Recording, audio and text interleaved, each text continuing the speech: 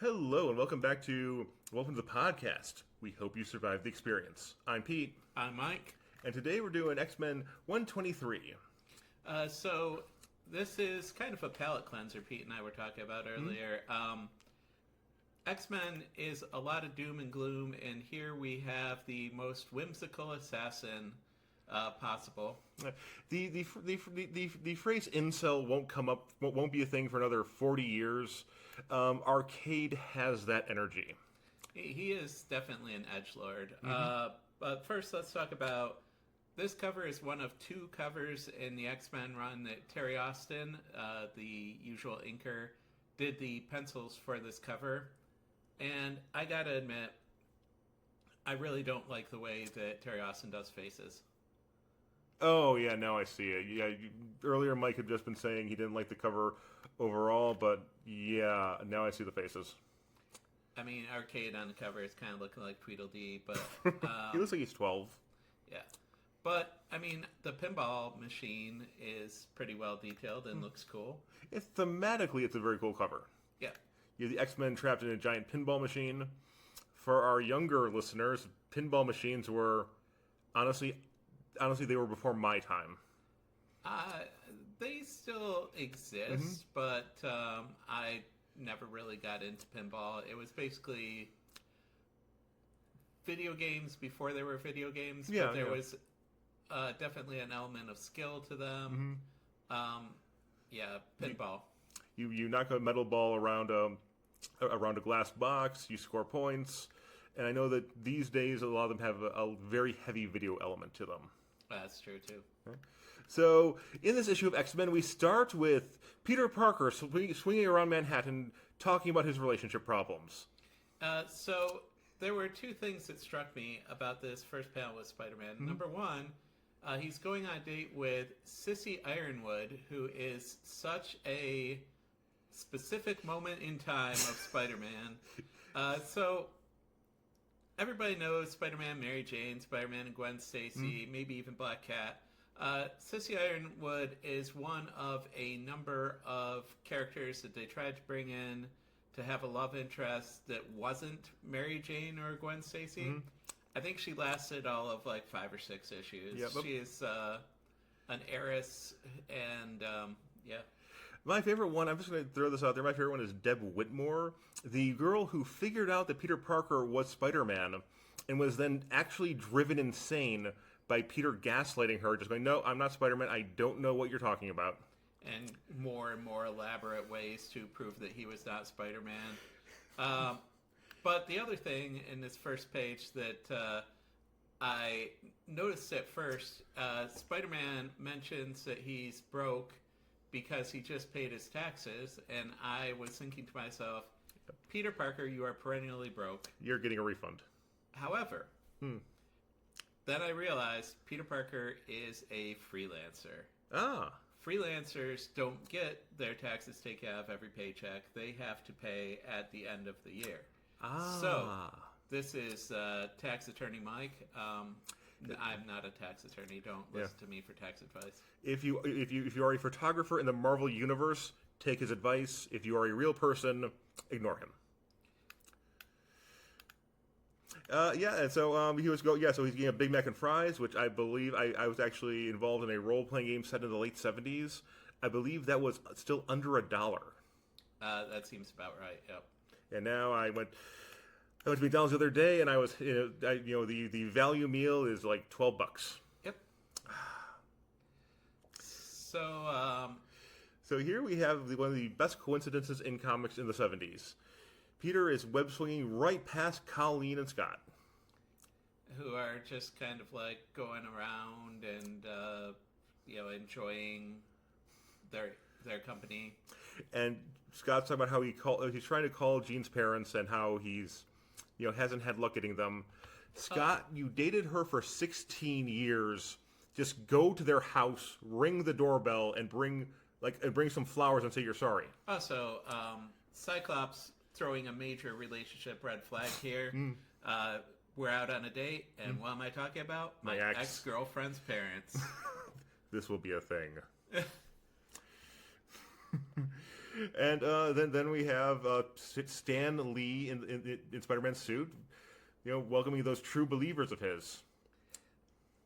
And Colleen Wing and Scott Summers both make sure to mention what issue of Marvel Team Up they were most recently in with Spider-Man. Marvel Team Up was a long-running Marvel series I actually enjoyed quite a bit. It's fun. Every issue was Spider-Man and somebody. Yep. They often used it to highlight a new upcoming hero, or in order to sell issues. Occasionally, they would have him meet up with more popular people like Iron Man or Captain America or whatever. Yep. There have been actually quite a few. So as you know, Mike is reading from the actual comic books. I've been reading from the Epic collections, and there are quite a few issues of Team Up in the Epic collections. I mean, I know we've been skipping past them because nothing actually happens in them. Oh, that was kind of the beauty of Marvel Team Up also, is that it was relatively continuity light, except Arcade, who we're going to see in this issue, first appeared in an issue of Marvel Team Up. So now, Mike, I have to ask you, this groovy dude in the center of the panel, is that somebody? It seems like it should be somebody. I don't recognize him, but I was thinking the same thing. He is definitely groovy. Mm-hmm. Yeah, we got like a Jack Kerouac, Jack Kerouac in his 50s dude with some blueprints. It looks like blueprints. And then we have our bearded bystander next to him. Mm-hmm. And this blonde, who I swear I have seen in like a dozen issues so far. It looks a lot like Deb Whitman, honestly. We just discussed. We're just like, listen, random bearded guy, I know that's my boyfriend. I know that's going to be my boyfriend. So Spider-Man just bops down and says, "How you guys doing?" And then he asks if Misty Knight and Iron Fist are banging. It's like, no, they're having an incredibly awkward moment in the Bronx with Storm right now. That's Power Man. This is Misty Knight and Iron Fist. Okay. Oh yeah. Yeah, this is what I often do if I run into someone that I haven't seen since Marvel Team Up number 64, is I go down and say, like, "Hey, how about that mutual acquaintance of ours? Are they still going at it?" Spider-Man has no sense of tact. and so then Peter just swings off, and we see an ominous garbage truck. Dun dun dun. The ominous garbage truck has an ominous man talking about how his boss would give up his soul to get his hands on that wall crawler again. He also has a cool branded A hat on. Now, Mike, let's not bury the lead. He is working for Arcade. What do you think Arcade's soul is worth on the on the open market? Not very much. Yeah, he is among the many Marvel villains. He's one of the ones who's just kind of a dick. You might actually have to pay someone to take that off your hands. Yeah, Mephisto is not gonna buy that marriage. And here in the next two panels that they show Scott and Colleen talking while they are walking along. In both panels, Scott again brings up Jean, and they just walk in front of an oncoming garbage truck. But back up here for a second. Scott talks about how bad growing up in the orphanage was, and we'll find out really bad. If any of our listeners grew up in an orphanage, which is unlikely these days, you didn't grow up in that orphanage. Yeah, it definitely later becomes much more of a thing. And here he says he hated the place, and yeah. Would you say it's sinister? Yeah, I would say it's very sinister, mister. I'm not going to stop making that joke. I like that Arcade's garbage truck has a vanity plate that says Arcade on it. Does it? Yep. Oh, it does. That is awesome. So all of Arcade's associates in this all have charming names that they go by. This guy is Rover. Also, note the Sanctum Sanctorum in the background of this shot. And Arcade is referred to as Pinball Wizard, and I am not going to take that musical cue. So, it's a Pinball Wizard, and Spider-Man narrates the sound effect of the. So The the dump truck has some kind of intricate reverse slide system. Yeah, I have never seen a dump truck have this guy, but I don't think that. Whatever. Yeah. Anyways, it sucks Colleen and Scott back up into the dump truck. And Spider-Man recognizes the specific sound effect. That Sflang? Sflang? I don't know. Oh, that's Arcade. And he makes mention of another issue of Marvel Team Up. First appearance of Arcade was also significant in that it was the first American comic that Captain Britain appeared in. Oh, that's really cool. Brian, if we make it long enough, Brian is also a special kind of asshole in the Marvel Universe. Certainly is. So Spider-Man is like, wow, okay, I know that sound. That sound means somebody's getting kidnapped right here, right now. And I'm pretty sure I know who it is. Deb Whitman. So Spidey goes back to the scene of the crime. Just finds Colleen's trench coat belt. And I question that this is the one thing that falls off of them. And those ruby quartz glasses must be on pretty tight. Yeah. And no loose change, no jewelry. Just this one particular belt. Spider-Man decides to take a quick look. He's not sure if Arcade's after Iron Fist, a scarf, or the X-Men, or who. So he's going to look for him, and then he's going to call a whole bunch of people to try to figure it out. Meanwhile, at the Met. So, at one time, it was a neighborhood of slum tenements because we have to continue to talk about urban decay in New York City. As soon as we get to an issue where it takes place in Hell's Kitchen, we do need to talk about how Hell's Kitchen is like the nicest neighborhood in New York these days, and Daredevil writers find themselves in a very awkward position. And gentrification, it's a thing. Yep. So today we have Peter and Kurt out with their dates. Kurt's date is his sister. Stepsister, technically. Still. Yeah, it's you know what? Let's just move on. Let's move on. And Peter is on date with the first Betsy of the X-Men franchise, a stewardess who has no speaking role in any of her appearances. Yep. Yeah, I don't even know if she has a last name. She probably doesn't. She does. Does she? Yeah, I actually looked this up in the Marvel database thing. Oh, man. I mean, she's a Chris Claremont character, so she's probably also an Omega level mutant that we just don't know about. She gets a last name at some point. That's pretty impressive. And Arcade's assistant, who we saw last issue, Miss Locke, lures them into what they say is a private box that is a replacement for Professor Xavier's normal one. Somehow... Betsy gets a line. Yeah. A private box. Wow. And apparently they have dated, but apparently she might have appeared before. Their first double date in quite a while. Well, I think that it kind of happened off panel because Kurt back in 109 proposes it. Yep.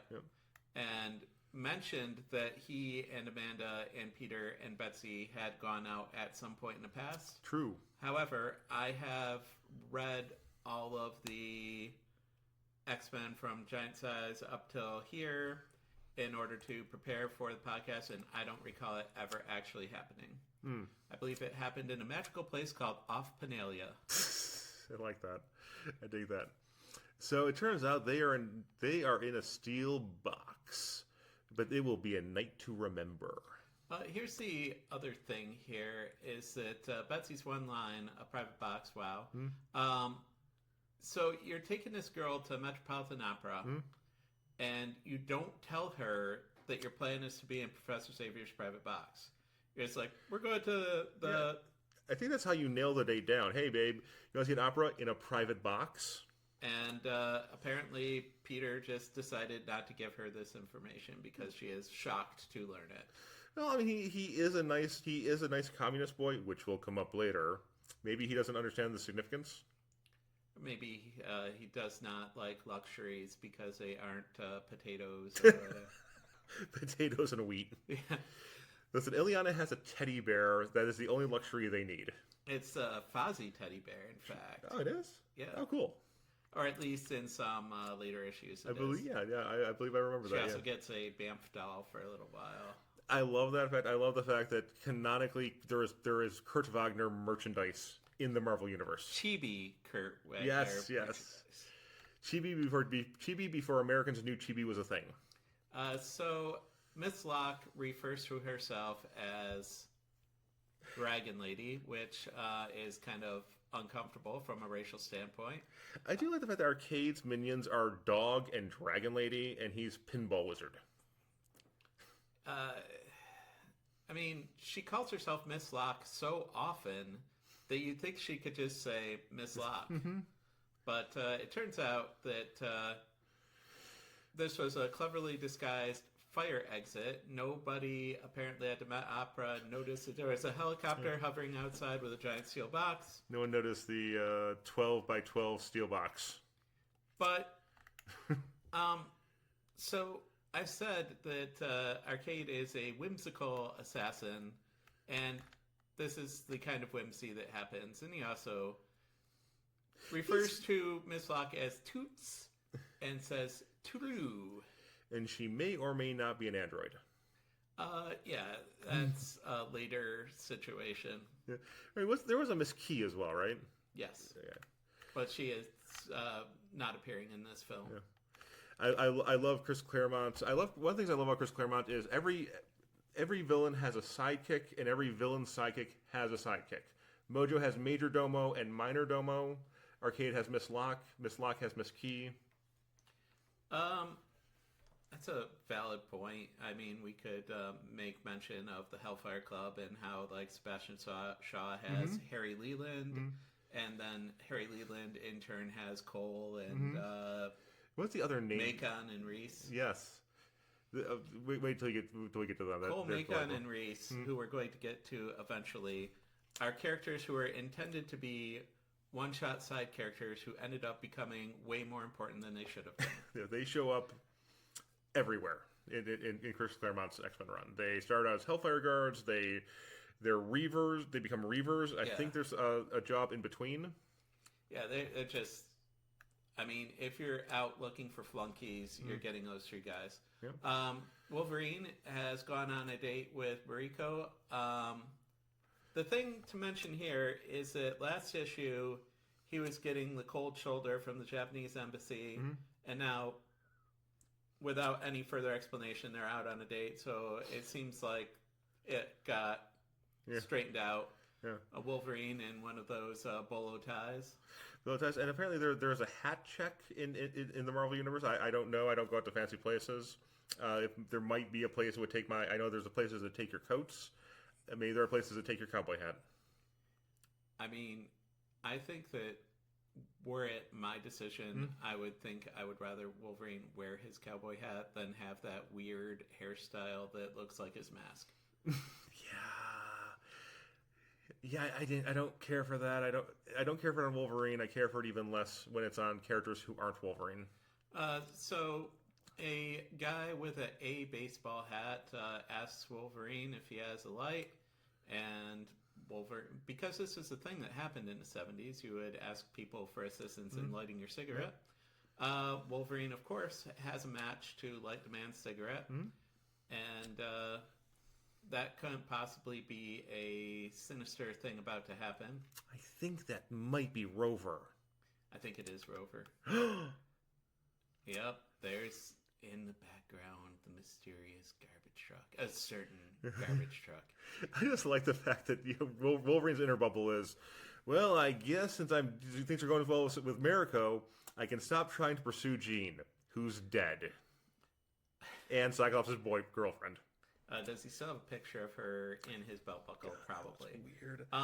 But also, I think it's funny that this garbage truck is mentioned as both unnoticed and gunning its motor. Yeah.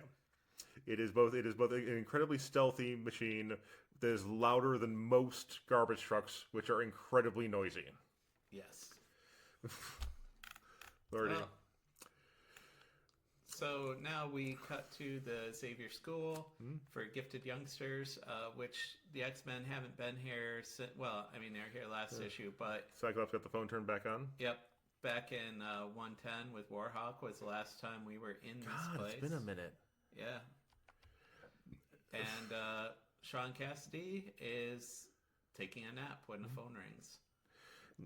And now, one of the things I found interesting, so like, you know, they've been doing the whispering speech bubble for a while.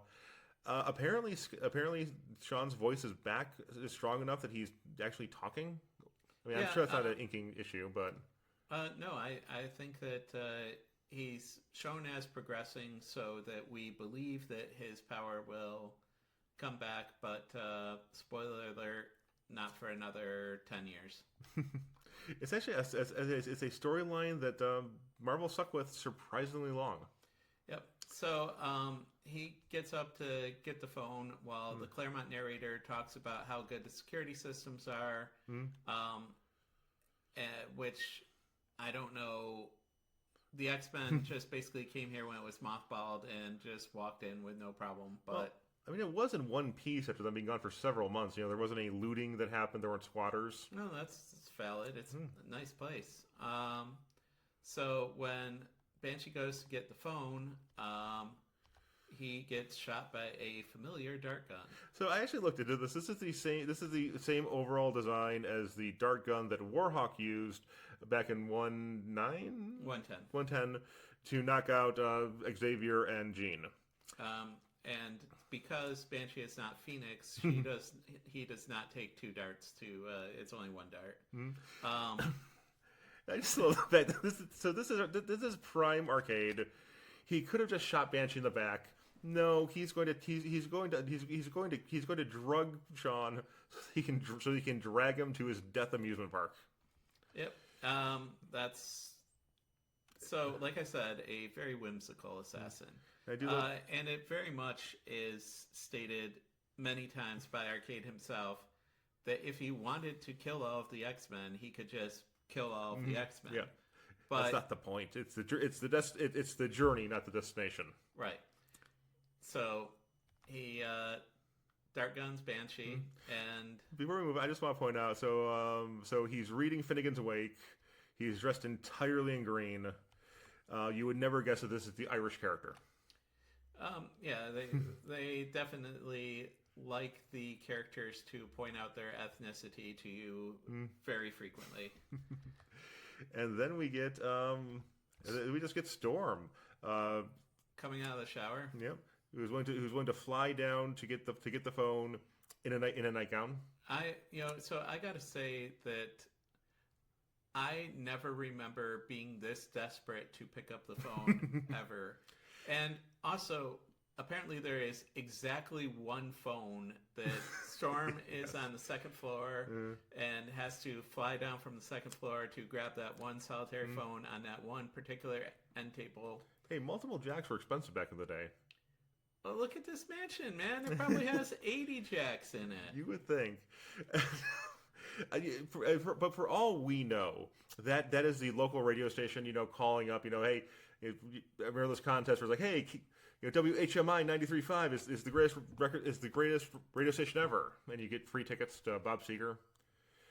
I grew up in Michigan. Yeah, I was going to say Bob Seger tickets were issued to us. That is a very Michigan reference. Bob Seger, the patron saint of Michigan. Yes. Yeah, no notes. So Storm gets out of the bath specifically to go answer the phone because Banshee is not answering the phone and it's annoying her. Yes, she's not willing to start. She's not willing to start her bath until the phone has stopped ringing. I just like that detail. I just think that's hilarious.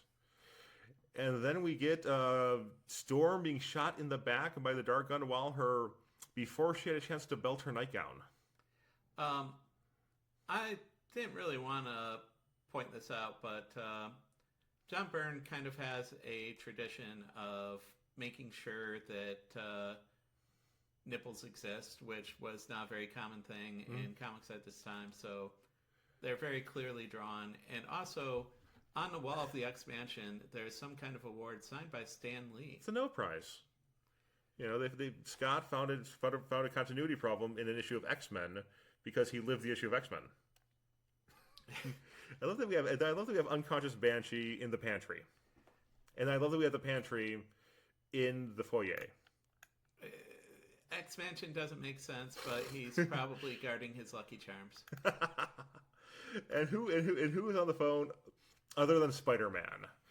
Just screaming into the phone, "Is this the Xavier Mansion? Is anyone there?" And Spider-Man recounts the plot up until now. Scott Summers has been kidnapped by a crazy assassin for hire named Arcade. I think he might be coming to the mansion. I question why Spider-Man has to pull up his mask to talk into the phone, where he does not have to pull up his mask to talk crap at Green Goblin or whoever. Yeah, and Spider-Man is a character who consistently, the man does not shut up. Yep. So, but apparently... For long-distance phone calls. Only his actual unfiltered breath will do. I mean, that call's probably costing him $1. It's in a different area code. You know, he wants to make sure he's getting his money's worth. Apparently. You know, in 10 years from now, this would have been Peter just, calling Collect going, "This is a call from Arcade Company." So that might be a dated reference. And I am not going to be the one to explain it. So back in the day, if you were a broke kid like me in the 90s, when you needed your mom to pick you up from soccer practice, you would take a collect call. They would record your voice, so you'd be "This is a collect call from," and you were supposed to say like Peter. But instead you would be, "This is a collect call from, hey mom, soccer practice is done, come pick me up." This was a very common shared experience of the 1970s and 80s. Yep. Back when we had to use communal phones and not have a phone in our pocket at all times. You know, I saw one at there is a payphone at the Ann Arbor Federal Building. It was surreal. I don't know if it works, but it's there.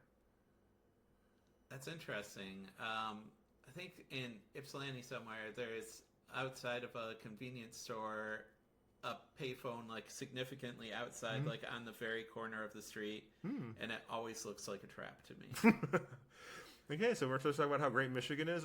Big Gretch, if you want to send us a check, I'm not going to say no. So Spider-Man decides to destroy the phone booth in his rage. I've never seen Spider-Man act out like this, honestly. Yeah, he's usually not into property destruction. It is just, there are people running away in terror. Now, Mike, would you say this is threat or menace behavior? I'd say that Spider-Man is both a threat and a menace. Yeah. J. Jonah Jameson may be right. So now the X-Men start to wake up after being knocked unconscious, and it turns out that they are all in giant yellow translucent balls. And it is so dark that Cyclops' punch beams can't do anything. Apparently that's all it takes. It's a portal to the punch dimension. That's a thing. It's canon.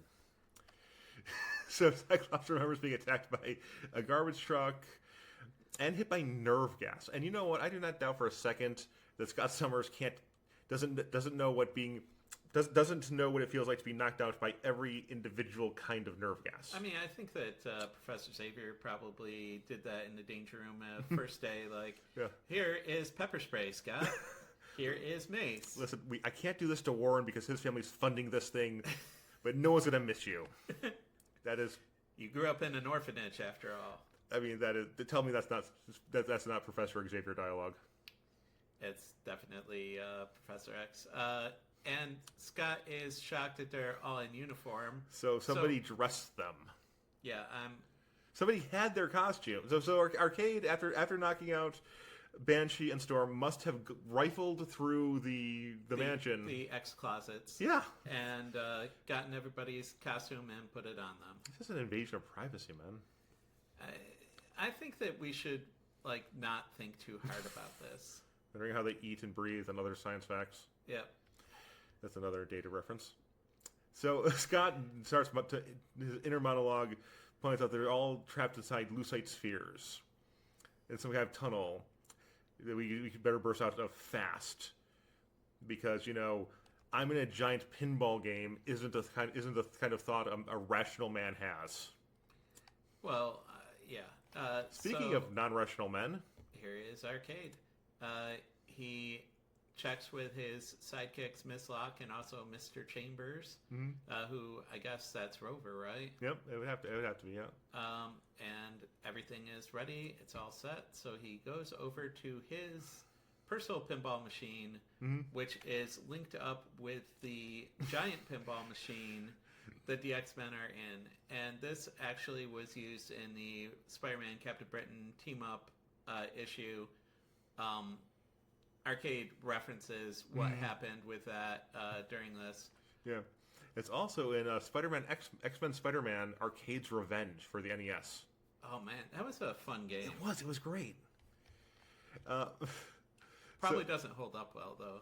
Nintendo games never do, except for unless it's a first-party game. And so, yes, Arcade breaks literally the one rule of pinball when he shoots all of the X-Men balls onto the board at once.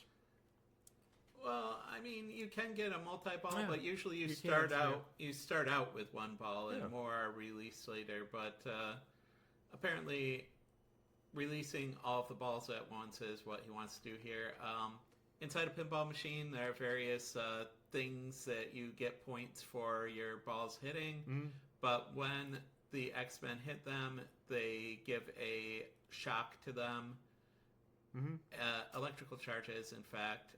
And Scott's very clear. We have we are disoriented. There's nothing, there's no way for us to figure out what's going on, where we are. And then they're all, because Arcade is a pinball wizard, there has to be a trick. They all go directly into a hole that is designed for them specifically. I love that. Yeah, I was going to point that out. The Cyclops goes in the Cyclops hole. Wolverine goes in the Wolverine hole. There's no, Storm doesn't go in the Nightcrawler hole. They each go into the room that was specifically designed for their powers. I mean, he's a pinball wizard, but, I mean, we can assume that maybe there's some kind of homing device. Magnets. A very specific magnetic frequency for each one. I don't know. That's what I'm thinking. But the thing is that Arcade, as I said, whimsical assassin, it's best not to think too hard about what is going on. But he does mention that when he had Spider-Man and Captain Britain in it, Spider-Man broke free of the pinball, and the X-Men did not. Okay, I will put my brain fully in neutral for the rest of the issue. Yep. This is very much a suspension of disbelief issue. And Arcade in general is a suspension of disbelief. True. So Cyclops gets dumped in a room called Lady or Tiger. There are three red doors. Cyclops gets to choose one door. One is a way out. He promises that one is a way out. The other two lead to horrible deaths, presumably by Tiger. And Cyclops just says thanks. I love how sarcastic this thanks reads here. The choice is yours. Thanks. Yeah. Should Cyclops be played by Aubrey Plaza in the reboots? I can't see a better casting choice. So I think Cyclops is going on about how Arcade is going on about how he has Cyclops proofed it if he tries to knock through all three doors at once. The game is null and void, and he will die. And he's also shrinking the room by having the firewall start to move in towards him. And it will, theoretically, the second that Cyclops tries to shoot his punch beams, we'll just go straight forward and squish him against the wall. So one of my favorite issues of X Factor is there's a cover where Cyclops is about to be stepped on by a Celestial, and the thought bubble is, this is a stupid way to die. Cyclops ends up in a lot of stupid way to die situations. Yeah, that's accurate. And then Arcade is like, dumbass doesn't know. none of the doors open up to a safe spot. And this actually I don't like, because Arcade keeps talking about how he sets up his murder world specifically so that people can defeat it. There's always the option, the chance. And he's like, but he does say there is a way out of it, but he don't trust Arcade, just find a way out of it. Yep. And the next sequence is nothing less than glorious. This is the greatest thing that ever happens. Yeah. The Dark Phoenix Saga, Days of Future Past, Inferno. The more I'm saying this, the more I'm actually loving this next sequence. Yep. So, Colossus is sitting in a normal chair, or is told to sit in a normal chair by someone speaking Russian. I think my parents had that chair. I think my parents. I think it's issued to all parents in the United States between 1970 and 1990. I can see that. That makes sense. And so Colossus, being a good Russian boy, he hears a voice in Russian telling him to sit down. He sits down. And the person introduces himself as Alexei Vazhin of the KGB. Now, I'm going to say that something that was supposed to happen from this is that there was going to be a Colossus and Ilyana limited series where Colossus went back to Russia and dealt with Alexei Vazhin in order to prove what a good communist he was. But that ended up on the scrap pile of history. Was it going to be baby Ilyana or Baby Hulkling? Ilyana? Okay. Because they're planning it here, and grown-up Ilyana isn't until X-Men 170? I feel like 170. Somewhere around there, yeah. And, so this is just cool. He starts, Alexei accuses Peter of being a traitor, and how no good member of the proletariat would possibly use his powers in the service of the decadent United States. I also want to point out that Alexei Vazhin has an eye patch over one of his, or actually a darkened lens over one of his eyes. Yeah, his right eye is always in the shadows. I believe that this is a reference to that Alexei Vazhin is the Nick Fury of the KGB, basically. That's actually really cool. Yeah, that's actually really, really cool. So after that, we cut to the Wolverine sequence. It's a Hall of Mirrors. Or is it? So, Hall of Mirrors, for those who are not familiar with old carnival things, it's just basically a hall with a bunch of distorted mirrors. They're all distorted, so it's supposed to confuse you on your way out. It's used as a plot device in live-action movies, so I'm sure that most people are aware of them. But so we have all of these distorted Wolverines that start to come to life to attack Wolverine. Arcade refers to them as instant androids, and he loves them. Why wouldn't you? That's awesome. I mean, to have a gangly 9 feet tall Wolverine murder bot. I'm down with that. Yeah, I mean, and it also kind of says how much money Arcade spends in order to make this stuff. You have to love like a bespoke, handcrafted murder experience. I mean, it's very mindful. Then we check in on the X-Men's pet demon, Nightcrawler, who is in a pitch black room. And it turns out to be a giant metal bowl. He says it reminds him of a bicycle racing track, which was actually a very popular thing in Europe at the time. Oh yeah, because you guys are going so fast that you ended up like basically pedaling on the wall around a ridiculously steep incline. Yep. Yeah, and then there are like buzzsaw bumper cars or something. I don't know what you say, what you call those. Yep, they're bumper cars. Oh, they're actually called that. Yeah, they actually points out that they're bumper cars with buzzsaws. And he thinks, hey, I can teleport. Yeah. he doesn't think to himself, I could teleport out of this room, and the reason for that is that blind teleports are a bad idea. Someday we'll get Robert on the show.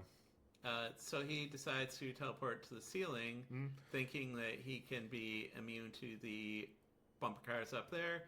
The bumper cars stick to the walls too. Yep. And he gets hit by a buzzsaw, and that's the end of Nightcrawler. Basically. And then we end up with Sean in an infinite gray panel, holding his throat. Pointing out that he can't use his scream to either get a radar sense of the room, or to just blast his way out of the room. He also points out that because it's so featureless, he doesn't know if he's in a phone booth or if he's in a giant field. Mm-hmm. I would think that you could tell if it were a phone booth because you would bump against it. It mentions, of course, that in case anyone forgot, Banshee's vocal cords were seriously injured in X-Men number 119, saving Japan. It was a G moment. And then he is attacked by Sukas, because of course, Japanese fighter planes appear on the horizon and start blasting him, dropping bombs that nicely have bomb written on them. German fighter planes. It's German, so that's my bad. You can note the swastika here and the Iron Cross on another one. Oh yeah, you are 100% correct. And he knows that some of these things are real, and some of these things are not real, and so he has to successfully guess what's real and what's not. He mentions that it reminds him of the backboard of a pinball machine, but it reminds people who are younger than Banshee of maybe a video game. Yeah. That is a very specific thing. I mean, I don't really get this reference at all because, the back of a pinball game has never tried to murder me. Yeah, it seems like 1942 or whatever. Do you remember that game? 1942? That was a good one. Steven Spielberg had something to do with that or something? No, it was just a plane game that you shot things with your plane. Yep. And our arcade is just like, I'm gonna change. Apparently, arcade is flipping through X-Men murder channels for all of this. Arcade has ADD almost for sure. Oh God, yes. Oh, there's no chance that he doesn't. And pretty severe ADD and unmedicated because... Which is strange because he seems like the kind of frat bro who would be doing Adderall. I don't think Adderall was really... No, I don't think it was. I don't think it was a known chemical at the time. And then we end up with Storm. And her claustrophobia starts to trigger. And the thing I want to point out here is, remember Weapon Alpha back in the Alpha Flight issues was saying, I didn't bother to find out what the rest of the X-Men could do. Arcade has done his research. And mentions that he knows that Storm is claustrophobic. So, hats off to Arcade for doing at least a minimal amount of research into people unlike James McDonald Hudson. And apparently she's on some kind of giant balancing board that dumps her onto a water feature. And she can't really see because the light's really dim. And then there is some kind of negative air effect that's canceling out her ability to glide. She can't create an updraft. I do kind of like the fact that, Storm will be going from, being a woman who has pretty good weather powers to being a woman who can irrigate Mars. I mean, power creep is a thing. It is. Eventually Wolverine regenerates from a drop of blood. Yeah, that was an issue that happened. So Storm tries to lightning bolt her way out of it, but it gets reflected back at her. Claremont narrator actually is talking up Storm here. Around her body, Aurora's mutant metabolism generates a positive electrical field, hurling the accumulated energy from her in an awesome bolt of lightning, only to have the bolts reflected back at her by an even stronger field. So now we're back to Cyclops, who has said that he distrusted Arcade. even if he's telling the truth, his odds are shitty.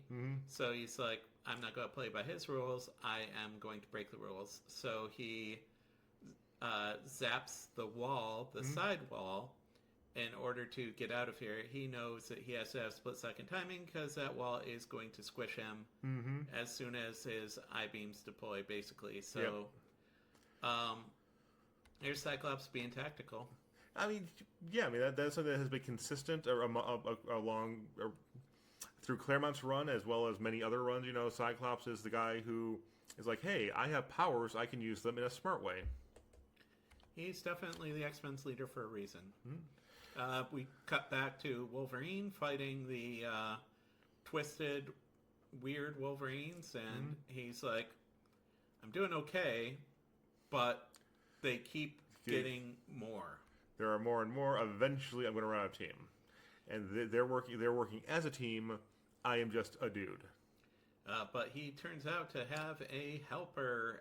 Cyclops shows up and optic blasts one of the robots because the beam that Cyclops shot out of where he was blasts through the wall into the Hall of Mirrors. Yep.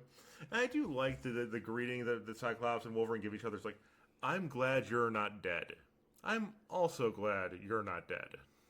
And Wolverine actually says, like, well, I hate to say that I'm glad you're not dead, but I am glad that you're not dead. and so now we get to the point where we can see that while Arcade's plans are very good, you know, for the X-Men they're going up against. You know, Cyclops' room is dangerous to Cyclops. Wolverine's room is dangerous to Wolverine. Once you start crossing the beam, once you start getting, you know, the quote-unquote wrong X-Man in the wrong room, you know, they seem to be going down pretty easily. Cyclops says, as we're leaving, there's somebody ahead of you, be careful. And Wolverine says, no problem, I know who it is. And He does? He does. He gets clocked by a giant steel fist of Colossus. No, that's not Cyclops, Mike. That's the Proletarian. Yes, no longer am I the X-Men Colossus, a traitor to his motherland and its people. Now I am the Proletarian, workers' hero of the Soviet Union. Mike, do you want to do do you want to tell the costume? I can't get through it without giggling. All right. So, Colossus has been given a new uniform by Alexei Vazhin. It is red overalls with Lenin's face on it, and a CCCP, which stands for Soviet Union, and a hammer and a sickle, although those are really badly... yeah, I mean, on the flag, they're the same size. Yeah, they're not proportional at all. It's a tiny hammer, giant sickle, and somehow a beret as I love it. I love it so much. The Proletarian. And his first mission is to smash the X-Men. And Arcade thinks this is hilarious. He is falling out of his chair, monologuing, while Colleen, Amanda, and Betsy are tied up in pink Daleks. Something like that. Yeah, pepper shakers? I don't know. No, also that Arcade has custom Converse All-Stars on. He's wearing Chuck Taylors. High heel Chuck Taylors. When you're Arcade, Cuban heels, I don't know. You can get such things. Arcade wins. So, one thing to bring up in here is that the letters column of this issue reflects back on an issue some time ago when someone wrote in saying they did not like that Phoenix got taken out by the Dark Gun that we see earlier in this issue. And they publish 4 different letters that have differing opinions on what should happen with Phoenix, what did happen with Phoenix. Is it reasonable that she got taken out by a Dark Gun? Well, and in the end, Marvel says that the problem with Phoenix was basically that if you had a cosmic-powered X-Men, it was going to overshadow everybody else, like Thor sometimes does in the Avengers. Yep. And so they reduced the power level in order to make her fit the story better. However, did they really? I don't think they did. No, I mean, my no prize moment would be kind of like, you know, Jean has to power up as the Phoenix. So if they shot her before she had a chance to power up, and they're just shooting Jean Grey as opposed to the Phoenix, I don't know. I buy that story, and also the fact that the Dark Gun was in a fill-in issue and not in, as we mentioned way back in X-Men 110, which we're mentioning more than... It's coming up a lot. Yeah. That was a fill-in issue, and some of the continuity of it was janky because it was a fill-in issue. Yep. So this is Arcade. Arcade is a character who is going to come back a lot. He comes back in the 150s of X-Men in a way that irritates John Byrne very much. Oh, I can't wait to get to that. Should we do that now? Well, I mean, I think that we should keep the surprise, but just know that as much as we talk about John Byrne's artistry and how good he is at drawing and plotting comic books, John Byrne is also a very petty man who makes a lot of statements that are controversial. And yeah. And we would point them out, but he will probably yell at us. I would take being yelled at by John Byrne. That'd be kind of cool. Yeah. I would be like, John Byrne, I love your art, but please don't say things. That's about right. Yeah. I mean, he makes choices. Anyway, that's the end of X-Men 123. Hope you survived the experience. We'll see more of the Power Mad Proletarian in the next issue. Awesome. Yep. We will see you soon. Bye.